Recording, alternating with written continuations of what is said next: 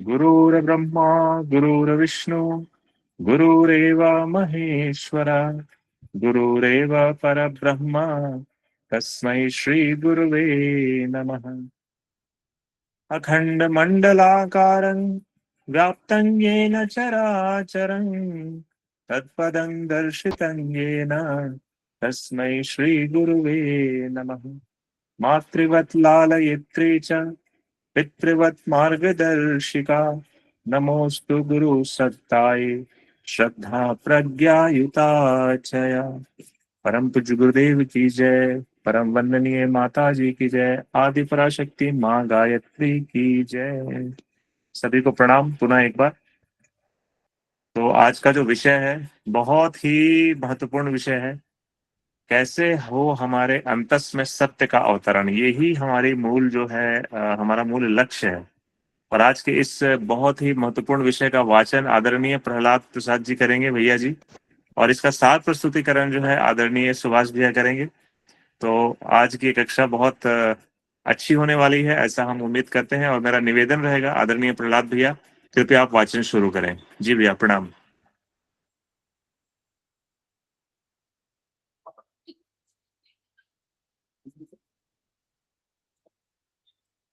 जी प्रहलाद जी भाई साहब आप उपस्थित हैं क्या कक्षा में? शायद प्रहलाद भैया है नहीं भी।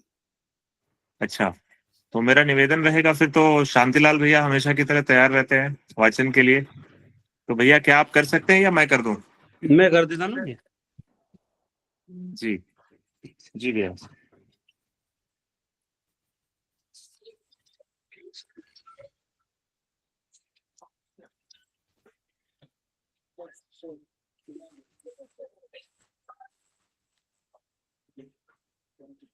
करो भैया प्रारंभ।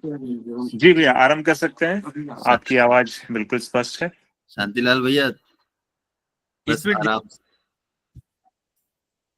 स्पीड स्लो रहेगी भैया। बिल्कुल पैसेंजर वाली स्पीड भैया। जी सभी को प्रणाम। कैसे हो अंतस में सत्य का अवतरण। सत्य का अर्थ है यथार्थता। जो बात जैसी है उसे उसी रूप में समझना, मानना और प्रयुक्त करना सत्य की साधना है। दुर्भाग्य से हम इन दिनों बनावट, विडंबना, भ्रांति और दुर्बुद्धि से भरे युग में रह रहे हैं। अज्ञान भरे अंधकार युग ने कुछ ऐसा कृत्रिम वातावरण बना रखा है जिसने बरसात की काली घटाओं में छिपे हुए सूर्य की तरह सत्य को एक प्रकार से छिपा दिया है। छल और कृत्रिमता का दूसरा नाम ही सभ्यता पड़ गया है। जो जितनी कृत्रिमता बरत सकता है, कुछ को कुछ बनाकर दिखा सकता है, वह उतना ही बड़ा सभ्य और कलाकार माना जाता है।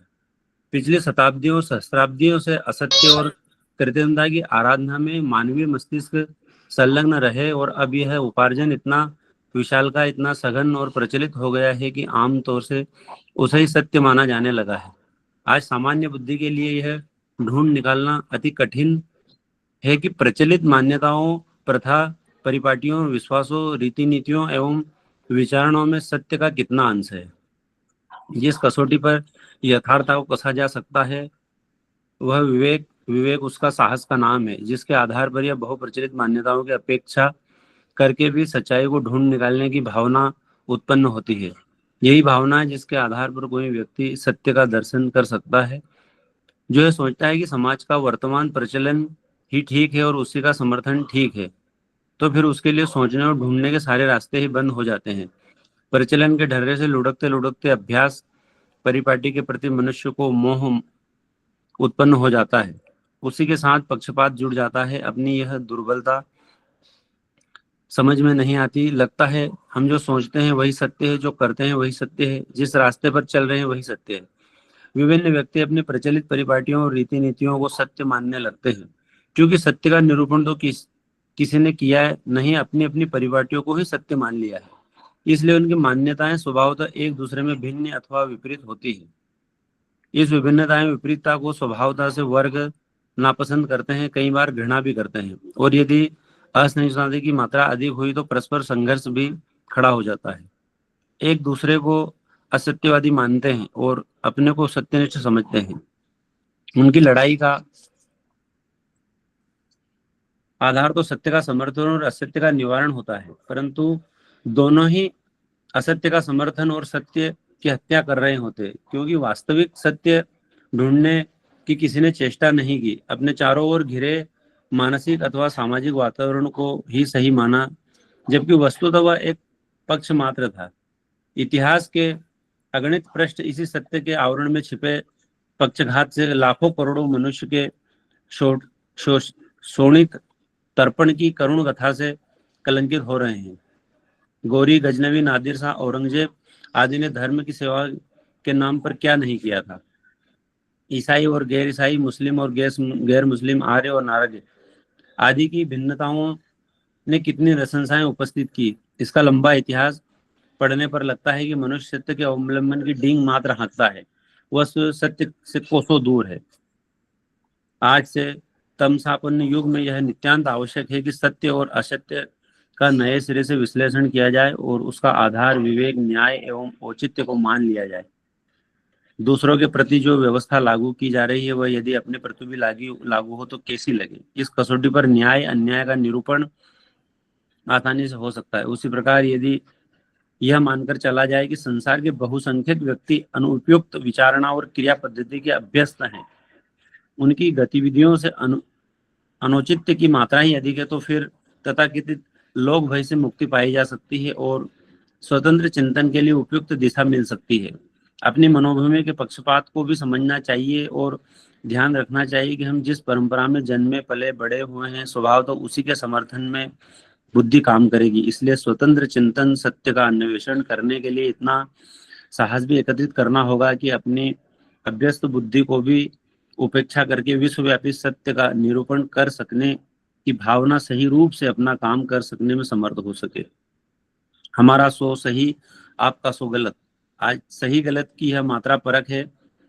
अपनी जाति, भाषा, देश, वंश, परिवार, संप्रदाय, रहन सहन, रीति रिवाज एवं विचार पद्धति का जो अनावश्यक पक्षपात है उसे हटाया जाना चाहिए और निष्पक्ष विश्व के निष्पक्ष नागरिक की तरह, एक न्यायनिष्ठ जज की तरह हमें हर प्रचलित रीति नीतियों, विचारणा और गंभीरता पर विचार करना चाहिए। न तो प्राचीन के प्रति मोह रहे और न नवीन के प्रति द्वेष।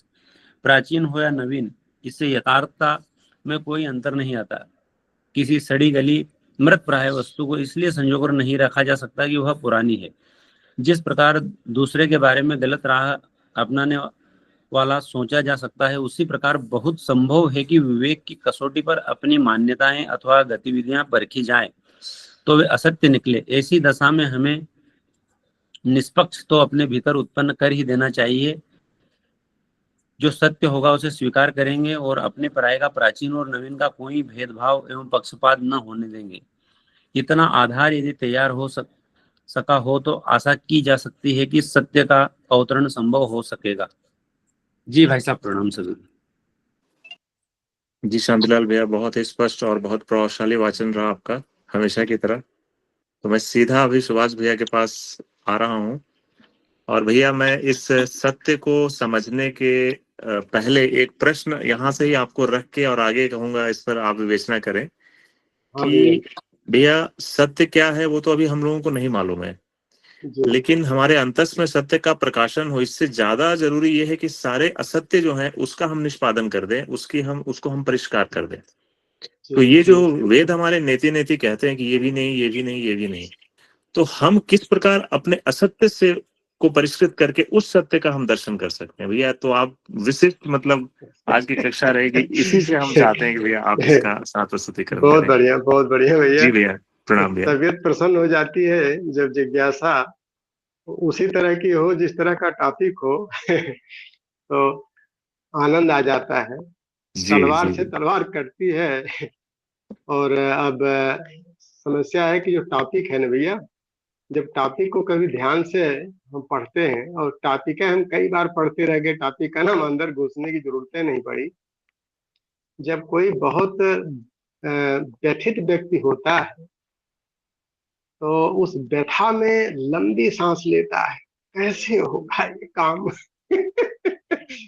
तो गुरुदेव ने जब टॉपिक का निर्धारण किया होगा तो उनकी अंतः पीड़ा कितनी थी, कैसे होगा अंतस में सत्य का अवतरण। एक होता है ना, कोई बहुत लंबा काम हो, बहुत कठिन काम हो, क्लिष्ट काम हो और हमारी सामर्थ्य बहुत कम हो, आदमी बड़ी गहरी लंबी सांस लेकर के यही आवाज निकालता है। इसमें दो चीजें आ रही हैं, अंतस भी आ रहा है और सत्य, और दोनों अपने में बहुत क्लिष्ट है। जितना क्लिष्ट और कठिन सत्य है, उतना ही कठोर अंतःकरण भी है। तो दोनों को समझना पड़ेगा। और अब मजबूरी खाली ये है कि इसको वाणी से तो ज्यादा समझाया नहीं जा सकता है। हाँ, कुछ अभ्यास वगैरह जो लोग हम लोग साधनात्मक कर रहे हैं, उसमें इस दिशा में बढ़ रहे हैं। क्योंकि समय बहुत सीमित है और उस सीमित समय में इसको सरल भाव में अभिव्यक्त करना है, तो अमन भैया कितना समय दे पाएंगे ताकि इसको कुछ अपना 10-5 मिनट में भी प्रयास किया जाएगा कुछ बताने का। तो अमन भैया कब तक है हमारे लिए इजाजत? तो उसी में इसको समेटा जाए फिर। जी जी भैया, जी राजेश भैया पूरा इसको हैंडल कर रहे हैं। हम तो कह रहे हैं कि आप जितना आप विस्तार इसको लेना चाहें, नहीं, जितना केवल विस्तार में तो बड़ा लंबा हो जाएगा, क्योंकि सबकी हाँ मर्यादा है। तो भैया आप क्या 15-20 प्रयास मिनट करें केवल कि इतनी रह जाए मुझे कि लगता है थोड़ा सा 30 समाधान मिनट हो का सके। जी 30 मिनट का समय उपयुक्त रहेगा भैया। 8:15 तक हाँ, आप इसको ले सकते हैं। ठीक है, तो हम प्रयास करते हैं कि इसको 7:15 तक का समेटने का प्रयास करते हैं। जी भैया। तो हम लोग प्रयास करें समझने का इसको। लेकिन गुरुदेव ने यहाँ दो शब्दों का इस्तेमाल किया है जो आम प्रचलित नहीं है। एक उन्होंने कहा है शोणित तर्पण और तमसापन युग। शोणित तर्पण का मतलब होता है खून बहाना, सीधी सी बात है। लेकिन इसको थोड़ा सा सरल भाषा में समझने का प्रयास किया जाए तो सत्य के समर्थन में त्याग और बलिदान के लिए भी ये शब्द आध्यात्मिक भाषा में उपयोग होता है, शोणित तर्पण का। कि तमाम लोग जो है वो त्याग और बलिदान करके चले गए। महात्मा गांधी जी भी यही तो लेके चले थे, माई एक्सपेरिमेंट विद ट्रूथ। सत्य को हम समझने का प्रयास करें और सत्य के साथ जीने का अभ्यास करें। उसमें ढेर सारी उपलब्धियां अपने आप होती चली गई। तमसापन युग भी उन्होंने कहा है कि जो आज का युग चल रहा है, अज्ञानता के अंधकार से उत्पन्न दुनिया भर की आपदाएं हैं, उनको गिनाना संभव नहीं है। जैसा अभी राजेश भैया ने कहा कि पहले हम लोग अगर समझने का प्रयास करें कि सत्य को बोध होने में दिक्कतें क्या हैं, तो युग ही तमसापन्न है। परम पूज्य गुरुदेव ने इसमें दो शब्दों का बड़ा तगड़ा इस्तेमाल किया है। एक नकारात्मक तमसापन्न युग और दूसरा सकारात्मक शोणित तर्पण। कितना त्याग बलिदान लोगों ने कर दिया कि लोग नहीं आ पाए सरफस पर सिर्फ जानने के लिए। अब अगर हम थोड़ा सा लें कि जो इन्होंने वाङ्मय 22 में सार संक्षेप थोड़ा सा 1-2-4 लाइन के अंदर प्रयास किया जाए कि सत्य का मतलब यथार्थ यहाँ पर दिया है। और दो तरह के सत्य हैं, एक सापेक्ष सत्य और दूसरा निरपेक्ष सत्य। सापेक्ष सत्य में हम लोग जीते हैं मैक्सिमम टाइम। वो सापेक्ष सत्य हमेशा रिलेटिव की बात आती है और वहीं पर संघर्ष होता है। जब हमारे प्रचलित मान्यताएं, रीत रिवाज, छल बल बहुमत वातावरण, इन सबका प्रभाव जहां रहता है, उसी को सत्य कर दिया जाता है। हाँ भैया, 100 लोग कह रहे हैं तो ये सत्य है, 1000 लोग कह रहे हैं तो ये सत्य है। नादिर शाह ने जो किया राजा है, सत्य है। औरंगजेब ने जो किया धर्म के बचाने के लिए, वो सत्य है। एकांगी हो जाता है, ये सापेक्ष सत्य हो सकता है, लेकिन यथार्थ सत्य नहीं है ये। और अपनी जो समस्या है वो यथार्थ सत्य की है। यथार्थ सत्य को निरपेक्ष सत्य भी हम कह सकते हैं, जिसके बारे में गुरुदेव जो है इशारा करना चाह रहे हैं। वो सार्वभौम होता है। सार्वभौमिक कंडीशन में देश काल परिस्थितियों की परे होता है और न्याय और औचित्य की कसौटी पर कसा जाता है। अब प्रचलित सत्य जो है वो बहिरंग में व्यापक रूप में फैला हुआ है। उसमें अहंकार का हमारे पोषण होता है और इसी अहंकार के पोषण के लिए तमाम तरह की जो प्रचलन चल रहे हैं, रीति रिवाज चल रहे हैं, मूढ़ मान्यताएं चल रही हैं, उसमें हर तरह के प्रभाव का भी लोग इस्तेमाल करते हैं उसको सत्य बताने के लिए। यथार्थ वो सत्य नहीं होता है। और जब वास्तविक सत्य की बात की है तो अंतरंग में जो अवतरित होकर के शांति, संतुष्टि, प्रसन्नता और सद्गति देता है जीवात्मा को, वही वास्तविक सत्य है, वही निरपेक्ष सत्य है, वही सार्वभौम सत्य है। उसी में सबका और समष्टि का कल्याण निहित है, उस तरफ इशारा है। प्रयास हम लोग हमेशा मंत्र बोलते हैं असतो मा सद्गमय। हम बहिरंग में असत में ही तो जी रहे हैं, आनंद से उत्पत्ति हुई है, आनंद में जी रहे हैं, आनंद में विलीन होने कहीं आनंद दिख नहीं रहा है। इसका मतलब गिनाना मुश्किल है कि असत्य का जो तगड़ा आवरण है जिसके बीच में हम हैं, उसमें न दूर दूर तक आंतरिक प्रसन्नता, आंतरिक शांति जिस लेवल की होनी चाहिए जीवात्मा में, उसकी छाया भी नहीं मिल पाती है। इसीलिए अस्तो मा सद्गमय, अस्तो मा सद्गमय बार बार हम लोग कहते रहते हैं। परम पूज्य गुरुदेव ने एक दो सूत्र बहुत महत्वपूर्ण दिया है कि बहिर्मुखा जना सर्वे भ्रम जाले सुपासिता अंतर्मुखा सत अथज्ञ सत्यम श्रेयम श्रेयंतलम। जो बहिर्मुखी लोग होते हैं वह हमेशा अस्त व्यस्त रहते हैं, भ्रम जाल में फंसे रहते हैं, उलझे रहते हैं, दुख को ही सुख समझते रहते हैं। लेकिन जो अंतर्मुखी होते हैं वो तथ्य और तर्क के आधार पर सत्य को समझते हैं, उसको अपनाते हैं और श्रेय को पाते हैं, और वही श्रेय शांति और सद्गति की तरफ उनको ले जाता है। तो सत्य को तर्क, तथ्य और औचित्य के आधार पर विवेक की कसौटी पर कसना पड़ता है। बड़ा महत्वपूर्ण सूत्र, एक विवेक शब्द आ जाता है, बार बार विवेक का इस्तेमाल किया गया है। और जहां पर वातावरण टोटल ऑलमोस्ट 100% कह सकते हैं एक दिशा में है, नकारात्मक दिशा में है, असत्य को ही हम सत्य को समझ रहे हैं, तो उसके विपरीत जाने के लिए एक प्रचंड साहस पैदा करना पड़ेगा।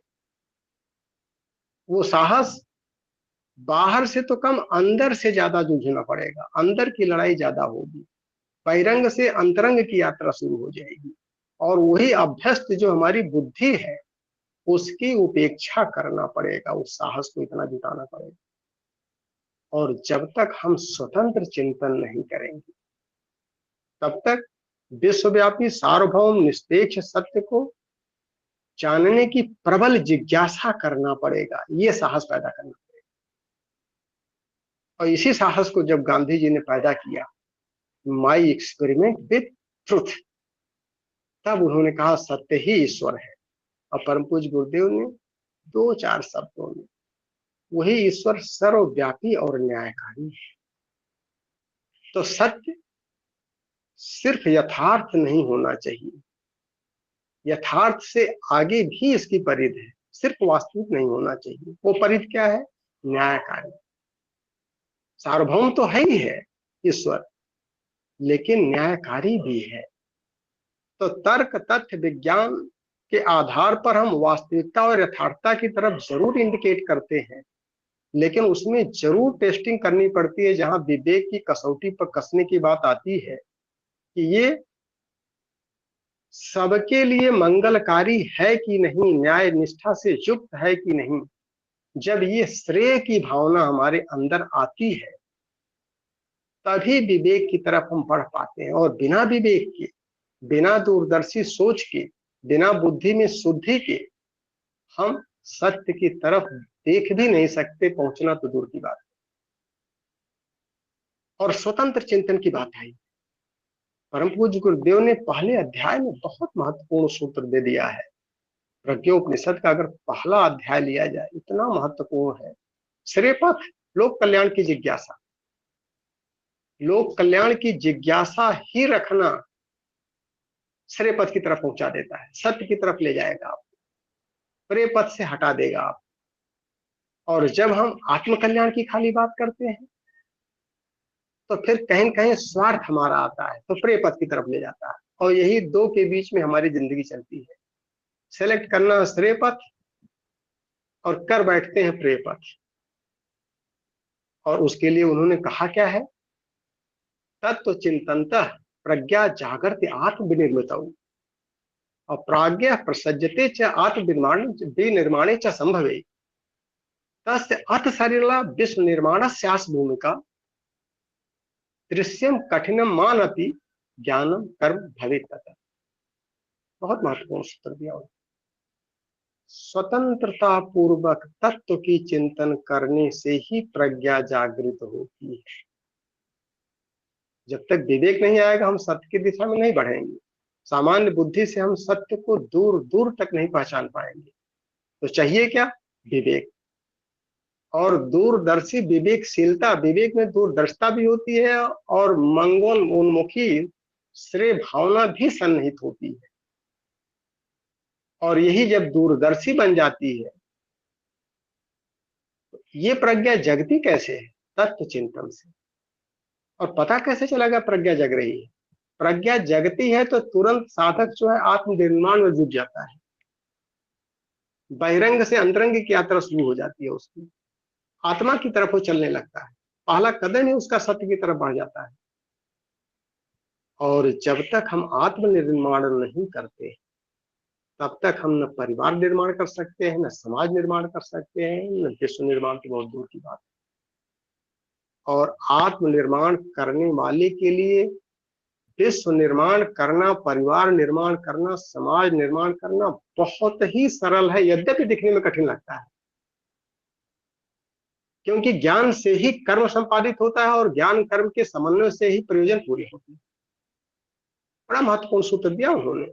और यही आधार पर पहले अध्याय में ही ऋषियों के देवता और देवताओं के ऋषि जो भक्ति मार्गी थे, उन्होंने अपने रास्ते को बदल दिया, अपनी मान्यता को बदल दिया, अपनी परंपरा को बदल दिया कि नहीं, अब भक्ति से काम नहीं चलने वाला है। तो भक्ति को छोड़ करके सबसे पहले ज्ञान, फिर ज्ञान के साथ कर्म को जोड़ा, उसके बाद फिर भक्ति स्वभाव में आ जाती है। जब सत्य का अवतरण होने लगेगा तो सरसता तो अपने अंदर बहने ही लगेगी, क्योंकि हमारी जिज्ञासा ही, संकल्प ही लोक कल्याण का था। और लोक कल्याण की दिशा में जब हम आगे बढ़ते हैं तो भक्ति सहजता में आ जाए। लेकिन ज्ञान कर्म, पहले ज्ञान फिर कर्म। तो जब तक हम ज्ञान के माध्यम से आगे नहीं बढ़ेंगे तब तक हम सत्कर्म की जगह दूसरे कर्म कर बैठेंगे। अब सवाल यह आता है कि जैसे भैया ने बताया कि भैया कैसे हम बचें असत्य से। तो सत्य आवरण से ढका होता है और उस आवरण की जब हमको पहचान चल जाएगी कि भैया लाल है, पीला है, काला है, नीला है, तो उससे बच जाने। और अब आवरण कौन कौन से हैं? 3 आवरण इसके होते हैं, एक भ्रम का, एक स्वार्थ का, एक आग्रह का। जब धर्म धारणा प्रकरण में हम लोग जाते हैं कि देव मानव की समीक्षा होती है कि देव मानव कैसे बनेंगे, सत्य को कैसे अपनाएंगे विवेक के साथ, तो सत्य और विवेक का जोड़ा बना देते हैं कि जहां भी ये दोनों रहेंगे साथ ही रहेंगे। और विवेक की यथार्थता ही सत्य को पहचानने में। अब वही सत्य आवरण में ढका होता है और आवरण भ्रम का होता है। भ्रम क्या है? न जानकारी को ही भ्रम कहते हैं। अज्ञानता है, समझदारी हमारी नहीं है, या जानकारी है तो एकांगी है, एक तरफा जानकारी है, गलतफहमी के शिकार हम, बाहरी आकर्षण में उलझ करके उसको सत्य समझ बैठे। ये सब हमको भ्रम पैदा कर देते। दिखता कुछ है, होता कुछ है। दूसरा, हमारा माइंडसेट। जब स्वार्थ बुद्धि संकीर्णता से सीमित सोच में अपने पराये का भाव जहां पर हमारे अंदर रहेगा, हम ग्रसित रहेंगे, तो स्वार्थ के आवरण में उलझ जाएंगे, तब भी सत्य से दूर रहेंगे। और तीसरा होता है आग्रह। आग्रह का मतलब होता है जो हमारा क्षुद्रता होती है, अहंकार होता है, हमारी मान्यताएं होती हैं, प्रचलित परंपराएं होती हैं, भय है, रीति रिवाज है, सामाजिक परिवेश में जिसमें हम जी रहे हैं उससे जो कुछ लर्न करते हैं, उसके आधार पर जब हम निर्णय लेते हैं तो सत्य से दूर हो जाते हैं। ऐसी कंडीशन में कि विवेक, अगर हम देखें कि विवेक की अगर हम साधना करें तो सत्य अपने आप मिल जाएगा, क्योंकि सत्य के साथ विवेक जुड़ा हुआ है और साधक विवेक के माध्यम से ही विवेक की कसौटी पर ही कस करके सत्य को अपना सकता है। तो सारा धर्म ग्रंथ जो है विवेक की तरफ जाते हैं। विवेक क्या है? विवेक में 2 रास्ते, जो हमारा आवेश है, हमारी अज्ञानता है, हमारा भय है, भ्रम है, स्वार्थ है, इन सब से हम दूरी बनाएं। किससे बचें? राजेश भैया ने प्रश्न किया, इन्हीं से बचना है। आवेश से बचें, अपनी कम समझदारी से जो समस्या पैदा होती है, अज्ञानता जिसे कहते हैं, उससे भी बचें। कहीं कहीं पर हम भय से ग्रसित होते हैं या किसी से अटैचमेंट होता है। गुरुदेव ने कहा है कि अटैचमेंट करना है तो सिद्धांतों से करो, व्यक्ति से, संस्था से कहीं अटैचमेंट नहीं करना है। करना है तो उसके व्यक्तित्व से करो, उसके सिद्धांतों से करो, उसके विचारों से करो, उसकी सद्भावनाओं से करो। तो इनसे हमको दूर रहना है, स्वार्थ बुद्धि से दूर रहना है। फिर अपनाना किसको है? तर्क और तथ्य प्रमाण पर आधारित जो औचित्य देते हैं, जो निर्धारण करते हैं, उसको अपनाना। वहां पर न्याय निष्ठा सिद्ध हो पाएगी हमारी। और विवेकवान करता क्या है? श्रेष्ठता से युक्त होकर के यथार्थ की खोज करता है और यथार्थ का वर्णन करने का सतत प्रयास करता है। जो मंगलकारी हो, वास्तविकता को जानने व अपनाने की जब तक प्रबल जिज्ञासा उसके अंदर नहीं पैदा होगी, तब तक वो प्रयास नहीं कर पाएगा सही मार्ग पर। अगर हम इसका दर्शन पक्ष लें, दो चीज आती है, एक दर्शन, एक उसका व्यवहार। क्योंकि सबसे पहले ज्ञान आता है और दर्शन ही हमको ज्ञान देता है। और जब ज्ञान हमारा स्पष्ट हो जाएगा, तब हम व्यवहार में उसको उतारें, कर्म में उतारें। क्योंकि ज्ञान और कर्म से ही, इसी के समन्वय से ही हमारे प्रयोजन पूरे होते हैं। सत्य को अपनाने के लिए विवेक को जग जाएगा, जिसकी कसौटी पर सत्य को कसा जा सकता है। तो दर्शन में देखें, सारे दर्शन इसी तरफ इंडिकेट करते हैं, प्रबल जिज्ञासा। जब तक जानने की इच्छा नहीं करेगी, खोजने की इच्छा नहीं करेगी, तब तक तो हमें मान के बैठेंगे हम महापंडित हैं, हम ही सत्य को अपनाए हैं, और पता चला कि वो महा असत्य है। कोई दर्शन ले लें, वेदांत दर्शन क्या कहता है? अथातो ब्रह्म जिज्ञासा। सारे थपेड़ों को, झूठ की जिंदगी जीते जीते जब आदमी उथल पुथल में परेशान हो जाता, लहूलुहान हो जाता है, ऐसी स्थिति में ब्रह्म को, सत्य को जानने की प्रबल जिज्ञासा पैदा हो। पहला सूत्र दे दिया है। मीमांसा दर्शन में आते हैं, वहां पर भी मैटर हो जाता है, अथातो धर्म जिज्ञासा। चलो हम देखेंगे भाई हमारा कर्तव्य कर्म क्या है, करना क्या है, किधर जाना है। वैशेषिक दर्शन में आते हैं, अथातो धर्मम व्याख्या श्यामा। आओ अब सब हम सब मिलजुल करके उस मंगलकारी धर्म की व्याख्या करें। जो कर्तव्य कर्म करना है, किधर जाना है, किधर सत्य मिलेगा। सांख्य दर्शन पे आ जाए, वो भी यही कहता है सत्य के लिए। और त्रिविध दुख, अत्यंत निवृत्ति, अत्यंत पुरुषार्थ, जो परम पुरुषार्थ है। प्रबल जिज्ञासा हमारी क्यों है? ताकि हम परम पुरुषार्थ कर सके। वो सारे दुखों से परमानेंट निवृत्ति सत्य ही दिला सकता है। सभी तो सत्य की खोज में जा रहे हैं, लेकिन जो व्यवहारिक दर्शन है, जिसे हम योग दर्शन कहते हैं, वो अनुशासन की बात करता है। और सबने पहले सूत्र में अर्थ लिया, अथ योगा अनुशासन, और योग का अनुशासन करें। हम सारे लोग जो साधक समझते हैं अपने को, वह योग को ही तो अपना करके सत्य के मार्ग पर चलने का प्रयास करते हैं और विवेक को जागृत करते हैं। और पूरे योग दर्शन का निचोड़ ही है विवेक ख्याति। कि विवेक ख्याति प्राप्त कैसे हो, और जब तक विवेक ख्याति नहीं आएगी, तब तक सत्य का अवतरण अंतस में संभव ही नहीं है। इसीलिए अभ्यास की बात आती है, अपने कुसंस्कारों से जूझने की बात आती है, सुसंस्कारों को स्थापित करने की बात आती है। अगर हम कुछ महत्वपूर्ण सूत्रों की चर्चा कर लें कि जो हमारे योग दर्शन में आते हैं, तो अनुशासन जो कि अपनाना है, अभ्यास करना है, उसको जानना है। किसको? जो हमको सत्य से योग करा दे। तो क्या है सत्य? है क्या? योगस चित्त वृत्ति निरोध है। विवेक जागृत करने के लिए चित्त की वृत्तियों का निरोध जरूरी है। और जब तक चित्त की वृत्तियों का निरोध नहीं होगा, तब तक विवेक जगेगा ही नहीं, सत्य बहुत दूर रहेगा। अब अगर हम देखें कि चित्त की वृत्तियां थोड़ा थोड़ा एक झलक ले लिया करें, तो वृत्तियों को देखें तो 5 तरह की वृत्तियां हैं, 5 तरह के लोग हैं। एक मूढ़ है वृत्ति। मूढ़ क्या है? तामसी प्रवृत्ति, जो हमारे खड ऋतु होती हैं, काम क्रोध लोभ मोह मद मत्सर, इनसे पूरी तरह से ग्रसित रहता है, सत्य से कोसों दूर रहता है, दूर दूर तक कोई लेना देना नहीं रहता उसका। और वो भी डेली अपने सत्य में जीता है। सापेक्ष शक्ति में तो सभी जी रहे हैं, कोई असत्य में थोड़ा जी रहा है। उस स्थिति से जब हम दूसरी स्थिति में आते हैं चित्त की, तो क्षिप्त अवस्था आती है। तो तामसी प्रवृत्ति से राजसी प्रवृत्ति की तरफ जब जाते हैं, जिसमें संसारी लोग रहते हैं, बहिर्मुखी सभी लोग संसारी लोग राजसी प्रवृत्ति में ही तो बहुतायत में जी रहे हैं, या राग द्वेष से ग्रसित होते हैं और धर्म की बात भी करते हैं, अधर्म की बात भी करते हैं, पाप की बात करते हैं, पुण्य की बात करते हैं, और ज्ञान की बातें करते हैं, अज्ञान की कहते हैं। साधना भी चल रही है, कहते हैं बीच में छूट भी गई। ये सारी चीजें जो होती हैं, ये क्षिप्त अवस्था में आती है, जो दूसरा स्टेज है।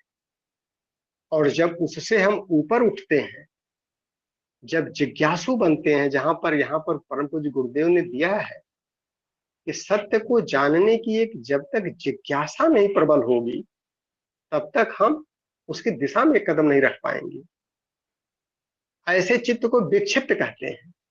विक्षिप्त चित्त वाला व्यक्ति जो है, उसके अंदर सतोगुणी प्रधानता होती है। प्रधानता तो नहीं, सतोगुण उसके अंदर समाहित हो जाता है, और रजोगुण का विक्षेप बीच बीच में आता रहता है। विषयी साधक सिद्ध सयाने उसको साधक कहते हैं, जो अपने मूढ़ चित्त को, क्षिप्त चित्त को, तामसी और राजसी प्रवृत्तियों को रगड़ के छुड़ा करके और सत प्रवृत्तियों की तरफ बढ़ चलता है, वही साधक होता है। वो दुरंगी जीवन में नहीं जीता है। धर्म की बात करेगा, ज्ञान की बात करेगा, पुण्य की बात करेगा, क्षमा दया उदारता सहनशीलता, इन सब की बातें करेगा। और जो राजसी प्रवृत्ति का व्यक्ति होता है, जिसमें क्षिप्ता अवस्था आती है, वो दोनों तरफ चलेगा। आज साधना किया, कल छूट गई, परसों ज्ञान की बात किया, दूसरे दिन अज्ञान की बात कर लिया, कुछ दिन पुण्य कर लिया, एक पाप भी हो गया, उसमें उलझा रहता है। और तीनों में विवेक जागृत नहीं रहता है। अब चौथी अवस्था, जहां पर सत प्रधान हो जाता है और रजस का विक्षेपण रुक जाता है, तब जाकर के हमारा चित्र एकाग्र होता है। एकाग्र चित्र में क्या होता है, तम और रज इनके विक्षेपण बंद हो जाते हैं और वृत्ति का एक देशी प्रवाह हो जाता है। एक दिशा में वृत्तियां प्रवाहित होने लगती हैं, जो सोच है उसकी एक दिशा में होती है। ऐसे साधक का चित्त जो है वो निर्मल हो जाता है, पवित्र हो जाता है, एकाग्र होता है, स्थिर होने लगता है। उसके अंदर संस्कार जो है वो दबे रहते हैं, उनकी शक्ति कम हो जाती है, इसलिए वो विक्षेपण नहीं करते हैं उसकी एकाग्रता में। और आत्मा व चित्त के भेद का जब उसको ज्ञान हो जाता है एकाग्रता की अवस्था में, इसी को विवेक ख्याति कहते हैं। यहां पर उसको आकर के सत्य का बोध होने लगता है, सत्य का ज्ञान होने लगता है एकाग्रता की अवस्था में। यहां पर निरपेक्ष सत्य, सार्वभौम सत्य, जिसकी तरफ परम पूज्य गुरुदेव इशारा कर रहे हैं, यहां पर आकर के मिलता है। और इससे उत्कृष्ट अवस्था निरुद्ध चित्त की है, जहां पर चित्त जो है वो आत्मस्वरूप में स्थित हो जाता है। संस्कार जो है वो बीज रूप में तो रहता है, लेकिन पूरी तरह शक्तिहीन हो जाता है, वो प्रभावित नहीं करता है साधक को। पंच क्लेश पूरी तरह से नष्ट हो जाते हैं, समाप्त हो जाते हैं, और कर्माशय जो है वो निर्बीज हो जाता है, उसको कर्म फिर बाधित नहीं कर पाते। ये इसकी लास्ट स्टेज होती है। इसी को निर्बीज समाधि कह ले, असंप्रज्ञात समाधि कह ले। चित्त वृत्तियों के निरोध होने पर फायदा क्या होता है, अध्यात्म प्रसाद प्राप्त होता है। अगर चित्त हमारा एकाग्र हो गया तो भी हमको प्रज्ञा का आलोक मिलता है। वहां पर आकर के इतने अभ्यासों के बाद तब पातंजल योग दर्शन कहता है तत्व प्रज्ञा रितम भरा। सत्य को धारण करने वाली दूरदर्शी शुद्ध बुद्धि प्राप्त होती है साधक को, जब उसका चित्त एकाग्र होता है। और निरोध होने पर क्या होता है, जब निर्बीजता आती है, तब चित्त अपने स्वरूप में, आत्म स्वरूप में स्थित हो जाता है, पूरी तरह से चित्त जो है आत्मा में विलीन हो जाता है, फिर एक ही सत्य रह जाता है, एको हम द्वितीयो नास्ति। ये तो इसका दर्शन पक्ष हुआ, लेकिन इसको व्यवहार में कैसे उतारा जाए, इसी के लिए साधना की आवश्यकता पड़ती है। हम सभी जो साधना कर रहे हैं, अब साधना की आवश्यकता तो इसके बाद पड़ती है। जो हमारा धर्म पक्ष आता है, व्यवहार पक्ष आता है, जिसको हम लोग प्रतिदिन अभ्यास में लाते हैं, 24 घंटे जीने का प्रयास करते हैं विभिन्न माध्यमों से, उसमें व्यवहारिक साधना, जो कि अभी 10 मिनट का समय है अपने पास, कुछ हल्का फुल्का चर्चा कर लें। इसमें जो सबसे ज्यादा फायदा किया है हमको, वो प्राणायाम किया है। व्यवहारिक साधना में सूत्र क्या है? योगांग अनुष्ठानात अशुद्धिक्षय ज्ञान दीप्ति अविवेक ख्याति। विवेक कैसे मिलेगा? योग के अंगों का अनुष्ठान करने से जो चित्त की अशुद्धि होती है, उसका क्षय जब होने लगता है, तो ज्ञान का प्रकाश चित्त में स्वतः अवतरित होने लगता है, जो परम पूज्य गुरुदेव ने दिया है एक पीड़ा के साथ। कैसे होगा अवतर? अंतस में सत्य का, उसका एक ही सरल फार्मूला, योग अंगों का अनुष्ठान करने से जो हमारा चित्त है उसकी अशुद्धियों का क्षय होता है और ज्ञान का प्रकाश आत्मा से स्वतः उसके अंदर अवतरित होने लगता है, और वही विवेक ख्याति देता है और सत्य का दर्शन करा पाता है। बहिरंग से सत्य नहीं मिल सकता, संभव नहीं है। अब योगंग कौन है? 8 अंगों का नाम बता दिया उन्होंने, यम नियम आसन प्राणायाम प्रत्याहार धारणा ध्यान समाधि अष्टौ अंगानि, यही 8 अंग है, इन्हीं का अभ्यास। यम में क्या है? बहुत सरल भाषा में, दुष्प्रवृत्तियों का उन्मूलन ही यम है। अपने कचड़े को बहुत ध्यान से आत्म समीक्षा करना और उसका उच्छेदन करना, जितने तरह के कचड़े हैं, तब यम सधेगा। और नियम सत्प्रवृत्तियों का संवर्धन, जो स्वाध्याय सत्संग के माध्यम से हम समझ पाते हैं, अंतर जगत की जब यात्रा करने लगते हैं, तो क्या क्या सद्गुण है, परमात्मा सद्गुणों का समुच्चय है, सत्य सद्गुणों का समुच्चय है, उसको अपनाना पड़ता है।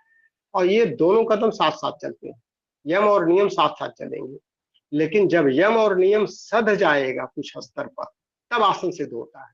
और आसन में 3 सूत्र बड़ा इंपॉर्टेंट उन्होंने दिया है। स्थिर सुखम आसन, शरीर में स्थिरता हो, दृढ़ता हो, सुदृढ़ हो, ताकि उसमें हम सत्य को अवतरित कर सकें। और सुख हो, मन में जब तक सुख शांति नहीं आएगी, तब तक आसन सिद्ध नहीं होगा, क्योंकि सुख का, शांति का संबंध मन से होता है। मिलेगा कैसे? प्रयत्न शैथिल्यम अनंत समापति ध्यान। यम नियम का प्रयास यहां बंद करना पड़ेगा, तब प्रयत्न शैथिल्यता आएगी। और सहज रूप में जब हम अनंत में समाहित हो जाते हैं, ईश्वर के साथ, सत्य के साथ साझता स्थापित करने लगते हैं, तब आसन सिद्ध होता है। आसन सिद्ध होने से फायदा क्या होगा? ततो द्वंद्व अनभिघातः, जो सांसारिक द्वंद्व हमको रोज दुखित करते हैं, गर्मी पड़ रही है, ठंडी आ गई है, बरसात पड़ रही है, सूखा पड़ गया है, हार हो गई, जीत हो गई, दुख आया, सुख आया, इनसे फिर साधक प्रभावित नहीं होता है आसन सिद्ध होने से। यहां के बाद प्राणायाम शुरू होता है, इसके पहले प्राणायाम की कोई गुंजाइश नहीं। तो आसन सिद्ध करना पड़ेगा, तब प्राणायाम।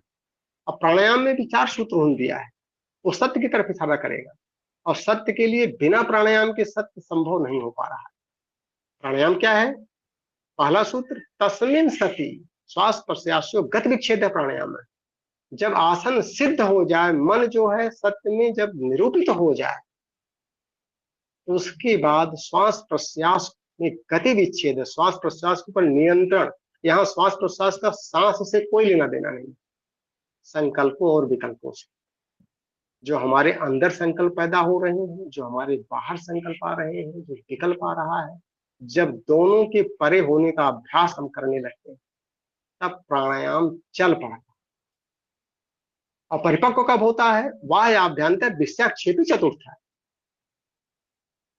जब बाहर का बाहर रह जाए, अंदर का अंदर रह जाए, पूरा नियंत्रण हो जाए, तब चौथा प्राणायाम ही प्राणायाम की पराकाष्ठा माना जाता है। और वही चौथा प्राणायाम पूरक, कुंभक, रेचक, ये संस्कारों की बात है, हवा की बात नहीं है कि हम वायु ले रहे हैं, ऑक्सीजन ले रहे हैं, नहीं जी। प्राणायाम विचार और भावना का विषय है, न कि क्रिया का। क्रिया तो सहयोगी मात्र होती है विचार और भावनाओं के प्रभावित होने के लिए। और जब ये प्राणायाम हम चौथा सिद्ध कर लेते हैं कि प्राणापान गति रुद्ध प्राणायाम परायण है, जब हमारे संकल्प विकल्प पूरी तरह से हमारे नियंत्रण में आ जाते हैं, बाहर का बाहर, भीतर का भीतर, और दोनों के परे जब हो जाते हैं, तब प्राणायाम सिद्ध होता है। तब फायदा क्या होता है, वहां पर जाकर के ज्ञान का प्रकाश है, आवरण हमारा छीन होता है। ततः चीयते प्रकाश आवरणम, जिस असत्य में हम जी रहे हैं 24 घंटे, उसमें जो ज्ञान का आवरण मोटा चढ़ा हुआ है कि असत्य को ही सत्य समझ रहे हैं, फिर वो आवरण छीट होने लगता है और फिर ज्ञान विवेक धीरे धीरे करके हमारे चित्त में अवतरित होने लगता है। और एक दूसरा फायदा, दो फायदे होते हैं प्राणायाम के। धारणा सुचय योग्यता मनसा, मन में धारण करने की योग्यता पैदा हो जाती है। किसको धारण करने की? सत्य को धारण करने, विवेक को धारण करने की। ये प्राणायाम से फायदा होता है। तो जितने भी आप महापुरुषों को लेंगे, वो सारे महापुरुषों ने प्राणायाम का खूब अभ्यास किया है, ताकि विवेक अवतरित हो और सत्य की यात्रा वो कर सके।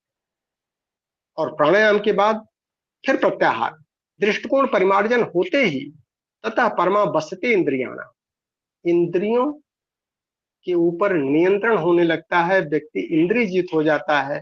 उसके बाद धारणा, ध्यान, समाधि, एक देश में हम स्थिर होने लगते हैं। चित्तवृत्तियों का प्रवाह जो है एक देशीय होने लगता है, ध्यान साधने लगता है। और जब सिर्फ सत्य ही सामने रहता है, हम हट जाते हैं, वही समाधि की अवस्था होती है। और जब धारणा, ध्यान, समाधि तीनों एक साथ मिलते हैं, तब संयम सधता है। त्रयम एकत्र संयम। और संयम जब प्रगाढ़ होता है, तब जाकर के प्रज्ञालोक, विवेक ख्याति की प्राप्ति होती है। तत जयात प्रज्ञालोक, संयम के परिपक्व होने पर ही प्रज्ञा का आलोक, विवेक साधक को प्राप्त होता है, और वहीं पर जाकर के सत्य का अवतरण अंतस में संभव हो पाता है। तो अगर इसको मोटे तौर पर देखा जाए, मोटी मोटा भाषा में, सरल भाषा में, एक सामान्य आदमी को समझाने के लिए कि अंतःकरण में पवित्रता और निस्वार्थता का सतत अभ्यास किया जाए अगर, तो चित्त निर्मल होने लगता है और वृत्तियां तभी एकाग्र होती हैं और आत्मा व चित्त में भेद का बोध होने लगता है, और वहां पर प्रज्ञालोक के साथ में सत्य अंतःकरण में अवतरित होने लगता है। तो ये मोटे मोटा जो समय हमको दिया गया था, उसके अंदर कि विवेक जागृत कैसे हो, और बिना विवेक जागृत होने से निरपेक्ष सत्य, सार्वभौम सत्य नहीं होगा और हमारी यात्रा पूरी नहीं होगी। तो भैया हमारी तरफ से तो मोटी मोटा जो आपने समय दिया था, 8:15 बज गया। अब इसमें कुछ चर्चा, अगर कहीं कोई गलती हुई हो, क्योंकि अभ्यास के क्रम में जो चीजें आ रही हैं और वो अक्षरशः जो है सत्य होती जा रही हैं, सिद्ध होती जा रही हैं, और यही साधना हम सबकी एक एक कदम आगे बढ़ती जा रही है। और देखिए परम पूज्य गुरुदेव कहाँ ले जाके रोकते हैं, क्योंकि बिना उनकी प्रेरणा के सत्य का बोध नहीं आ सकता, विवेक जो है उसकी किरण नहीं मिल सकती। हाँ राजेश भैया। जी भैया प्रणाम, बहुत बहुत बताएं, धन्यवाद। आदेश करें हमारे लिए। सत्र अध्यक्ष आप हैं, अमन भैया ने बताया है। तो नहीं नहीं भैया, बस आप और इसी बात से अपने चूंकि हम सभी जो है एक ही पथ के पथिक हैं और एक ही साथ चल रहे हैं, कोई आगे पीछे नहीं है। तो आपस में हम लोग इसकी चर्चा भी 10-15 मिनट टाइम अगर हो तो आपस में कर लें, दूसरे लोग जी भी जी इस पर अपने वक्तव्य को रखें। ऐसा नहीं कि यहाँ कोई वरिष्ठता लेके आया है या कोई विशेष अनुभव लेके आया है। हाँ, सभी अनुभव अपना अपना साधना का दे रहे हैं, वैसे हमने भी प्रयास किया कुछ देने का, तो सभी के लिए ओपन किया जाए। जी भैया, तो अभी यहाँ पर जो मुख्य बातें जो समझ में आई हैं आपके जी सार संक्षेपण में, कि हमारी जो पुरानी ऋषि परंपरा रही है उसमें भक्ति मार्ग की पहले प्रखरता थी, प्रबलता थी। इसके बाद ज्ञान मार्ग को हम लोगों ने प्राथमिकता दी और ज्ञान के पथ पर सतत बढ़ते हुए ईश्वर को, सत्य को समझने का प्रयास हम सब लोग करते रहे, और अज्ञानता और असत्य को अपने आप से दूर करने का जो प्रयास है, बहुत ही मतलब स्टेप वाइज भी आपने पतंजलि के योग सूत्र को भी इसमें समावेशन कर लिया।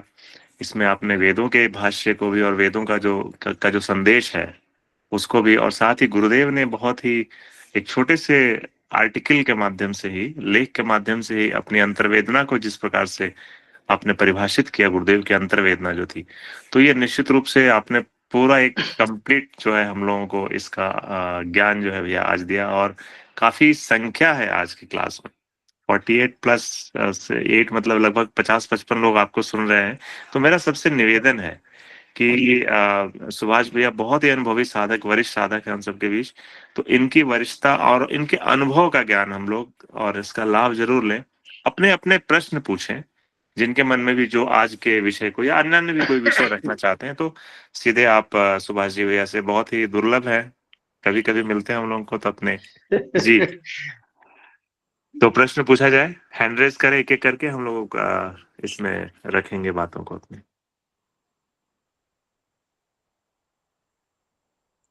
तो जब तक प्रश्न आ रहे हैं, जी मंजू दीदी। जी भाई साहब, समूह को मेरा सादर प्रणाम। जी मैं प्रहलाद थोड़ा जी भाई कुछ साहब। किसी जी व्यवस्था के चलते विलंब से जुड़ा। भाई साहब से जानना चाहते हैं कि सत्य शब्द का प्रयोग बार बार होता है, तो सत्य क्या ईश्वर के लिए ही कहा जाता है जो परिवर्तनशील नहीं है, या और कुछ? मतलब एक दिन बताया था ना मोहन जी भाई साहब ने कि सत्य वही नहीं जो हम देखते हैं, सत्य वही जो परिवर्तनशील नहीं है। तो क्या सत्य को ईश्वर माना जाए, या? वो वही है, उसको आप ईश्वर मान लें, क्योंकि एक ही सत्ता यहाँ पर है ही है। उसको आप ईश्वर मान लें, परमात्मा मान लें, ब्रह्म मान लें, भगवान मान लें, अपरिवर्तनशील मान लें। और जब हम चूंकि एक भ्रम में जी रहे हैं, इसलिए अपने को उससे अलग मान बैठे हैं, और जो अलग मान बैठे हैं तो हम उसकी खोज कर रहे हैं। तो यही भ्रम हमारा जब दूर हो जाता है, और ये भ्रम दूर करने के लिए विवेक का सहारा लेना पड़ता है, क्योंकि ईश्वर जो है वो कल्याणकारी है, तो सत्य जो भी होगा वो कल्याणकारी होगा। हमको भ्रम कहाँ होता है? हम तत्काल फायदा देखना चाहते हैं, वाह आकर्षण देखना चाहते हैं, तुरंत देखना चाहते हैं। थोड़ा सा दूरदर्शी होना पड़ेगा अपने को। वही दूरदर्शी, जब बुद्धि, हमारे बुद्धि में दूरदर्शिता आने लगती है और थोड़ा सा शुद्धि आने लगती है। शुद्धि का मतलब कि जिस परिवेश में हम जी रहे हैं, जिसको हम सत्य मान बैठे हैं, वो सत्य है नहीं। क्योंकि अगर वो सत्य होता तो हम कभी दुखित नहीं होते, हम कभी पराजित नहीं होते, हम कभी हार जीत में नहीं उलझते, कभी सुख दुख में नहीं उलझते। सुख दुख के एक परम सुख, जब वो परम सुख हर क्षण हमारे अंदर आ जाता है, क्योंकि हम आनंद से ही अगर उत्पन्न हुए हैं, आनंद में ही जी रहे हैं और आनंद में ही विलीन होंगे, और यथार्थता हम आनंद से बहुत दूर है। तो इसका मतलब कि जो सत्य यथार्थ की बात कर रहा है वही ईश्वर है। इसीलिए एक लाइन में कह दिया गया कि सत्य ही ईश्वर है। अब परम पूज्य गुरुदेव ने क्या व्याख्या किया है? ईश्वर सर्वव्यापी भी है और न्यायनिष्ठ भी है, न्यायकारी भी है। तो सर्वव्यापकत्व तो मतलब कि हर जगह है, उसको देखने की हमारी नजरिया नहीं है, क्योंकि हम बहिरंग में देख रहे हैं, अंतरंग में नहीं देख पा रहे हैं। हम इंद्रियों के माध्यम से सत्य को देखना चाहते हैं, जो संभव ही नहीं है। वो तो परिवर्तनशीलता को हम देख सकते हैं, तो उस दृष्टि को डेवलप करना पड़ेगा। उसी को हम अंतः चक्षु कहते हैं, और वो तभी संभव है जब हम बहिरंग के बजाय अंतरंग की यात्रा शुरू कर दें, तो हमको सत्य की तरफ ले जाएगी। इसीलिए जो महापुरुष होते हैं वो सत्य के साथ प्रयोग करते हैं, क्योंकि उनकी शरीर बाहर रहती है और इंद्रियां बाहर खुलती हैं, जीवन बाहर जीते हैं, लेकिन यथार्थता वो जब अंदर की यात्रा करने लगते हैं तब सत्य की तरफ बढ़ने लगते हैं, ईश्वर की तरफ बढ़ने लगते हैं। उस चिदाकाश की तरफ बढ़ते हैं जो अपरिवर्तनशील है, वो हमेशा एक जैसा रहेगा। जी भैया, तो जी भाई मेरा साहब, निवेदन धन्यवाद। रहेगा अमन भैया से भी कि आज के इस मौके पर और इस बहुत अति महत्वपूर्ण विषय, जिस सत्य की खोज में भगवान बुद्ध ने अपना सर्वस्व त्याग करके और दुनिया को एक सत्य का आभास कराया, भगवान महावीर ने कराया, ऐसे तमाम महापुरुष जिन्होंने सत्य को न सिर्फ अनुभव किया बल्कि इसकी पूरी जो बातें हैं सत्य की, वो सारी दुनिया को बताई। और छोटी छोटी चीजें हैं, सत्य, अहिंसा, इन इन इन चीजों में, प्रेम में, करुणा में सत्य को देखा है। तो जी भैया, अमन भैया, आप अपनी बात बिल्कुल आज हम लोगों का थोड़ा सा मार्गदर्शन करें। जी भैया, सुभाष जी भाई साहब ने पूरा इसमें ये कर लिया है। गुरुदेव के हर पक्ष को उन्होंने इसमें जो है इसमें रख दिया है, तो इसके लिए बहुत बहुत आभार सुभाष जी भाई साहब को। और तो जो भाई साहब ने कहा बिल्कुल सही है, सत्य कल्याणकारी होता है हमेशा। सत्य की यही परिभाषा है, क्योंकि ईश्वर कल्याणकारी है, न्यायकारी है, तो सत्य भी सबके लिए कल्याणकारी ही होना चाहिए। कभी कभी जो है हम लोग इस बोलचाल की भाषा में हम लोग ये कह देते हैं कि सच कड़वा होता है ना। तो गुरुदेव ने कहा कि सच कभी कड़वा नहीं होता है, जो कड़वा होता है वो फूहड़ होता है, वो सच नहीं होता है। सच हमेशा जो है मधुर होता है, कल्याणकारी होता है, प्रिय लगने वाला होता है। तो ये गुरुदेव का सूत्र में बहुत पसंद आया है। नहीं तो हम लोग तो यही सोचते थे कि सच कड़वा होता है, जो आमतौर पे हम लोग जिस भाषा में हम लोग ये बात करते हैं। तो हमेशा जो है, और सच केवल बोलने तक सीमित नहीं है, सच तो पूरा जीवन जीने का एक क्रम है, जीवन जीने का क्रम, जिसको ये कहा गया है कि जिसकी जिसकी परीक्षा सही समीक्षा जो विवेक के द्वारा होती है, और जब ये जीवन में उतरता है तो जीवन को श्रेष्ठतम जीने के लिए ये प्रेरित करता है, चाहे वो कहीं भी किसी स्तर का भी जीवन हो। हम लोग ये सत्यनारायण की कथा, गुरुदेव के भाष्य वाली अगर सत्यनारायण की कथा पढ़ें तो उसमें जो है गुरुदेव ने यही बताया, चाहे हम वैश्य धर्म में हो, चाहे ब्राह्मण धर्म में हो, चाहे हम लोग श्रमिक वर्ग में हो, कहीं पर भी हो, अपने काम में जब हम लोग श्रेष्ठता से कर रहे हैं, कर्तव्य भावना से कर रहे हैं, तो वही जो है सत्य है, वही सत्य का आचरण है। और सत्य हमारे पूरे के पूरे जीवन को, पूरे के पूरे जो है हमारे आचरण को, व्यवहार को बिल्कुल, जिसको ये कहना चाहिए कि उस तरीके से बनाता है जैसे व्यक्ति जो ईश्वर तुल्य बनता हुआ चला जाता है। सच खुद ईश्वर है, और जो सच का वर्ण करता है वो भी ईश्वर तुल्य बन जाता है। तो बहुत बहुत आभार सभी को, बहुत सारे हैंड रेज है, तो आइए हम लोग इस पर चर्चा करते हैं। जी बहुत बहुत आभार भाई सबको। जी बहुत धन्यवाद अमन भैया। आज निश्चित रूप से थोड़ा समय कम है और विषय बहुत ज्यादा है, तो कुंदन जी भाई साहब, निवेदन है आपसे, आप अपने प्रश्न या बात रखें। जी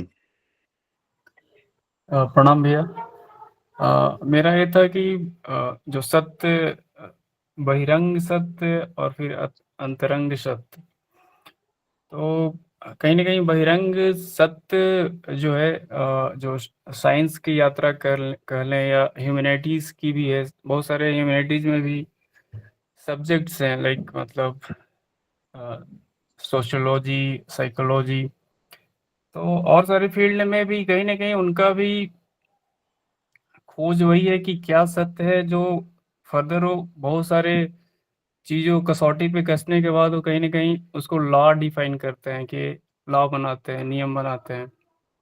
और साइंस भी कहीं ना कहीं उसी यात्रा में है। तो बहुत सारे जनरेशन बाई जनरेशन बीतते गए, फिर लॉ डिफाइन होते रहता है, फिर फाइनली डिफाइन करते हैं कि ये यूनिवर्सल लॉ है, और बोलते हैं यूनिवर्सल ट्रूथ है। तो ये जो साइंस में, जो बहिरंग में हम जो हमारी खोज है, हमारी जो यात्रा है, और वहाँ भी वो सत्य की बात होती है, जो यूनिवर्सल लॉ है, या मैथ्स में हम एक्सियम वर्ड का यूज करते हैं। तो ये सारी चीज़, और अभी जो डिस्कशन हो रहा था, ये कहीं ना कहीं आत्म केंद्रित था, मतलब सॉल सेंट्रिक। तो दोनों में थोड़ा सा क्या मतलब बेसिक डिफरेंस है, और दोनों की जो मोटिव है वो क्या अलग है, या अल्टीमेट गोल दोनों का वही है, इस पे थोड़ा प्रकाश डालेंगे। बहुत बढ़िया कुंदन भैया, बहुत अच्छा आपने प्रश्न किया है। पहली चीज कि जो आपने कहा कि दो सत्य, बहिरंग सत्य और अंतरंग सत्य, दो सत्य है। अंतरंग और बहिरंग का नहीं है, सत्य तो एक ही है। लेकिन एक दूसरा सत्य जो है, जो थ्योरी ऑफ रिलेटिविटी आई थी, जब साइंस की बात आपने किया था, तो वही सापेक्ष सत्यता है।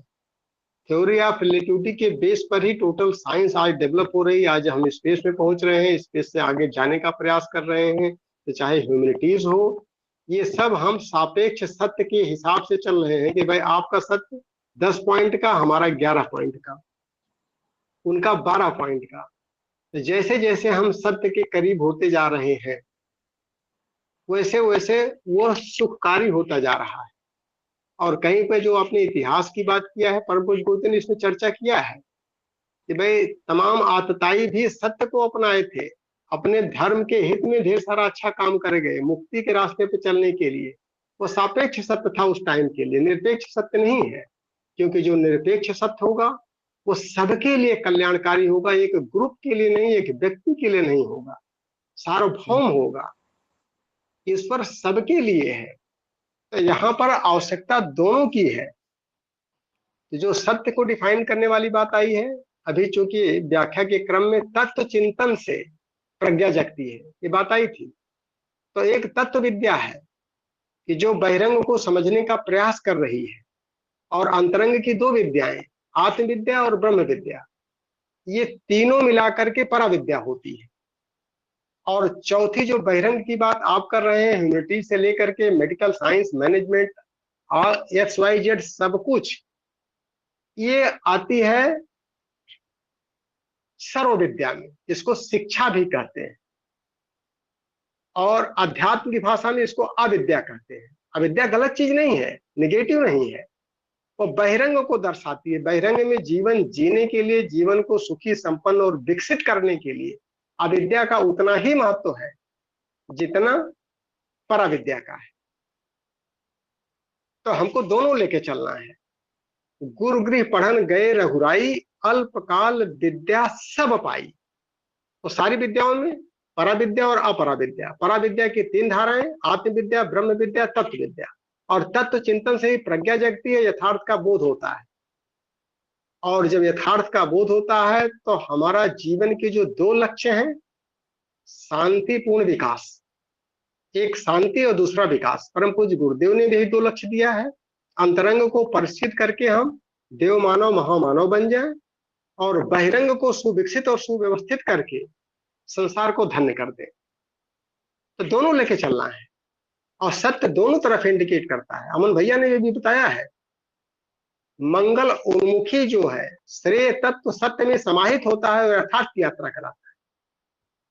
इसलिए कभी कभी झूठ बोलना पड़ता है, तो बाहर से देखने में झूठ लगता है, लेकिन वो यथार्थ सत्य होता है। बाल बुद्धि के हिसाब से बच्चों को समझाने के लिए भी कभी कभी कुछ चीजें झूठ बोलना पड़ता है, लेकिन इशारा श्रेय के लिए है, मंगल के लिए, कल्याण के लिए, ताकि उस बच्चे का कल्याण उसमें निहित हो सके। इसलिए व्यास को यह अधिकार दिया जाता है कि जन सामान्य को समझाने के लिए कुछ दृष्टांतों का उपयोग इस तरह से करें कि लोगों का कल्याण हो, भले वो दृष्टांत गलत हो, वो सत्य है, निरपेक्ष सत्य है। ठीक है कुंदन भैया? जी भैया। धन्यवाद। यस भैया। तो दोनों को लेके चलना है, हमको शिक्षा को भी उतना महत्व देना है जितना विद्या को महत्व देना है, और दोनों को मिला जुला करके। इसीलिए निष्कर्ष में जो हमने कहा, अंतःकरण को पवित्र करते हुए निस्वार्थता को डेवलप करना जन सामान्य के लिए विवेक जागृति का सबसे अच्छा उपाय है, और यही सत्य की तरफ ले जाएगा। निस्वार्थता हमारे अंदर आ रही है कि नहीं आ रही है, और अंतःकरण हमारा पवित्र होता जा रहा है कि नहीं जा रहा। यही तो साधना का उद्देश्य है कि अंतरंग को परिष्कृत करें, बहिरंग को सुविकसित करें। निस्वार्थता बहिरंग में और अंतरंग में पवित्रता, और दोनों विवेक देगा और सत्य को पहुंचा देगा। कहाँ दिक्कत आ रही है? जी भैया, बहुत बढ़िया। थैंक यू भैया, थैंक यू। जी, जो बहुत सारे हैंड रेज है, तो मैं सीधा मीना दीदी से निवेदन करूंगा, अपनी बात रखें दीदी। जी भैया प्रणाम, भाई साहब प्रणाम। एक प्रश्न था भैया मेरा। दीदी प्रणाम, दीदी प्रणाम। एक प्रश्न था कि जी हम बताएं सबका दीदी। तो सौभाग्य है कि हम गुरुदेव के साहित्य का स्वाध्याय कर रहे हैं, लेकिन जो जन सामान्य होता है तो उनके बीच में जाने पर कुछ ऐसा सुनने को मिलता है कि आपके पास तो सब कुछ है, तो आप ऐसी बातें कर सकती हैं। यानी जो संघर्ष में जी रहे हैं, तो उन्हें हर चीज़ नेगेटिव नज़र आती है। जैसे आपने कहा, हम सब समझ रहे हैं कि कल्याण के लिए, शांति के लिए जीवन मिला है, लेकिन वो लोग इस चीज़ को कहते हैं कि ये आपके लिए होगा, हमारे लिए तो ऐसा कुछ नहीं है। तो हम तो इन संघर्षों से कैसे निकलें, पहले इन संघर्षों से कैसे पार पाएं, तो उन तक हम अपनी बात को कैसे रखें? भाई साहब, थोड़ा सा मार्गदर्शन दीजिए। बहुत बढ़िया दीदी। अभी इसीलिए स्टार्टिंग में जब दर्शन की बात आई थी तो दर्शन में हमने प्रयास किया है कि उसको समझाने का कि चित्त के 5 स्तर हैं, इसी तरह के 5 व्यक्तित्व मिलेंगे। तो जो सबसे नीचे वाला स्तर होता है, यद्यप सबके अंदर आत्मा समान है, सब कुछ ठीक है, लेकिन हमारी प्रवृत्तियां इतनी कठोर है, उसी को मूढ़ कहते हैं। और मूढ़ता, तामसिक प्रवृत्तियां हावी हैं। उससे जब आगे व्यक्ति बढ़ने लगता है तब राजसी प्रवृत्तियों में आता है, तब वो जूझने लगता है, संघर्ष करने लगता है बहिरंग में।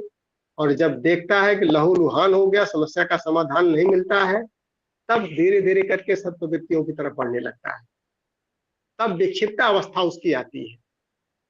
तो उसको एक एक स्टेप हमको बढ़ाना पड़ेगा। और मूढ़ व्यक्ति को सीधे हम एकाग्रता की अगर शिक्षा दे दें तो इसका मतलब कि हमने जिस रास्ते से हम आए, हम भी एक समय में मूढ़ थे। उसके बाद थोड़ा सा प्रयास करके, और कितने प्रयास किए, कितने धक्के खाए, जब वो ठोकरें उसको भी मिलेगी। अब तो उसके ऊपर अगर 10 ग्राम का हथौड़ा चलता है तो बिलबिलाने लगता है, और अगर हमारे ऊपर 10 कुंटल का हथौड़ा चलता है तो फूल की तरह मुस्कुराते रहते हैं। तो दोनों की क्षमता में अंतर होता है ना दीदी। हम भी एक जमाना था कि 10 ग्राम का हथौड़ा पड़ने पर लगता था कि दुनिया का सबसे बड़ा पहाड़ हम ही उठा रहे हैं। तो परिपक्वता जब आएगी और उसको परिस्थितियां स्वतः करेक्ट कर देंगी।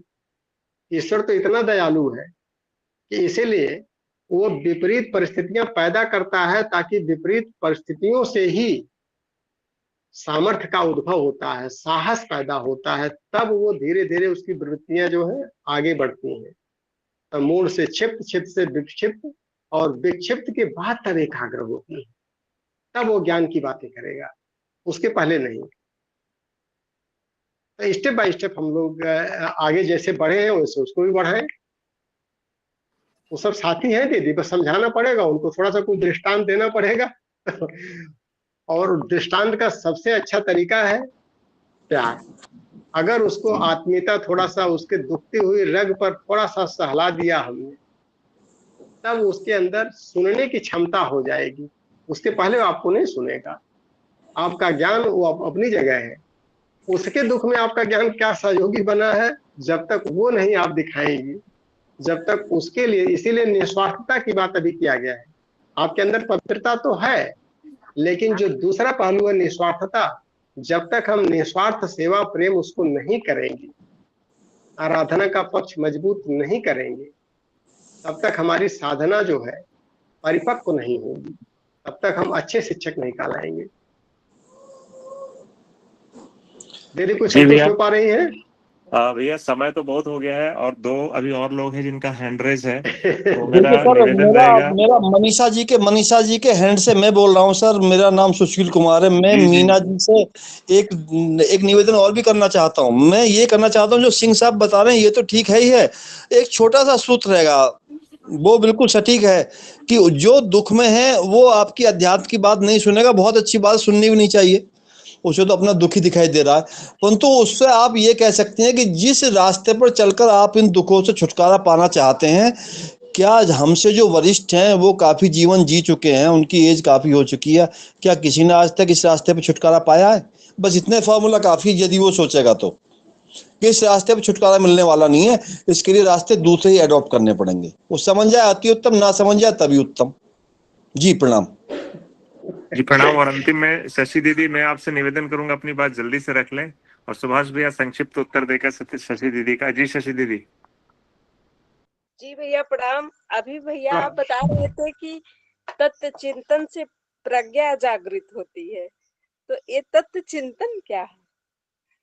वही जो एक दिशा में सोचा जाए कि आखिर इसका दूसरा पहलू क्या हो सकता है, तीसरा पहलू क्या हो सकता है, हम लोग खाली एकांगी सोचने लगते हैं ना। तो जब चारों तरफ से उसको सोचने लगे, हर दृष्टिकोण से उसको देखने लगते हैं, तो इसीलिए अब जब एकांगी सोचेंगे तो दुखित हो जाएंगे, उसका दूसरा पहलू सोचेंगे तो लगेगा ईश्वर ने जो किया है वो अच्छा किया है। तो धीरे धीरे करके हमारी सोच विस्तृत होने लगेगी, दृष्टिकोण परिवर्तित होने लगेगा, उसी को तत्व चिंतन कहते हैं। सोच विचार के काम करना, चिंतन और मनन, कि जो हमारे पुराने अनुभव हैं उसको चिंतन ले लें, उसके आधार पर कुछ अच्छा सोचने का, अच्छी दिशा पकड़ने का जब करने लगते हैं तो मनन होने लगता है। और दोनों जब हम किसी महापुरुष के साथ जोड़ देते हैं कि उन्होंने भी चल करके दुख उठाया, कष्ट उठाया, यहाँ तक पहुंचे, उनका भी कुछ रास्ता होगा, उसको तत्व चिंतन कहते हैं, यथार्थ की तरफ ले जाता है। प्रणाम, बहुत बहुत सुंदर, बहुत सबका जी प्रश्न हुआ। जी भैया, तो आज काफी कुछ चर्चा रही और सभी लोगों ने इसमें बहुत बढ़ चढ़ कर भाग लिया और समय थोड़ा थोड़ा कम है, तो मेरा निवेदन रहेगा अमन भैया से कि सुभाष भैया को थोड़ा फ्रिक्वेंटली लाया जाए। तो और सुभाष भैया से भी निवेदन रहेगा कि हम सब आपके छोटे भाई हैं, छोटे बहन हैं, तो आप अपना थोड़ा सा समय भैया निकालें हम लोगों के बीच में आने के लिए। भैया जो आदेश आप लोगों का होगा, हमारा प्रयास रहेगा कि हम सेवा में हाजिर रहें। जी, तो आइए हम सब बहुत ही इस अति मतलब अद्भुत और विहंगम चर्चा के लिए सुभाष भैया को बहुत बहुत धन्यवाद, शांतिलाल भैया को अद्भुत पाठ के लिए धन्यवाद, और सभी साधक भाई बहन जिनके प्रश्न, जिनके विषय और जिनके अनुभव आज की कक्षा में हम सब ने सुने, आप सबको बहुत बहुत आभार, धन्यवाद, प्रणाम। तो आइए इसी के साथ आज की कक्षा को विराम देते हैं और शांति पाठ करते हैं। ओम शांति शांति शांति। प्रणाम सभी को, प्रणाम, शुभ रात्रि। धन्यवाद भैया, प्रणाम सभी को। जी सभी को प्रणाम, शुभ रात्रि। प्रणाम।